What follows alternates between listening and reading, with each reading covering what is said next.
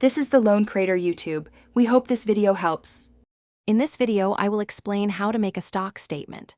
First, understand that a stock statement is a crucial document for any investor. It offers a comprehensive snapshot of your investment activities, including purchases, sales, and current holdings. This statement helps you track your financial progress and make informed decisions.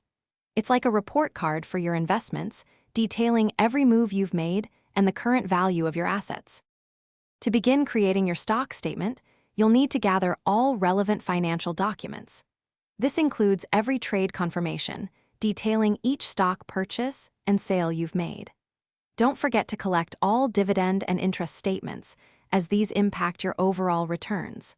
Finally, secure any year-end summaries provided by your brokerage, as they often consolidate much of this essential information for you. Now, let's structure your statement effectively. For each security, clearly list the purchase date and its original cost basis.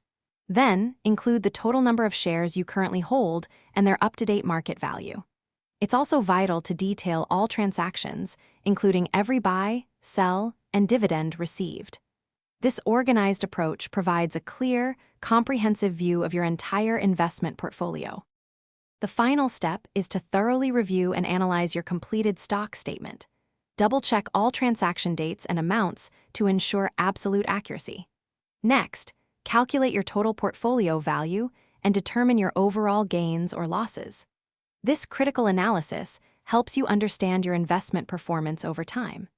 Use these insights to refine your future investment strategies and make more informed financial decisions. Thanks for watching. Consider subscribing if we helped you.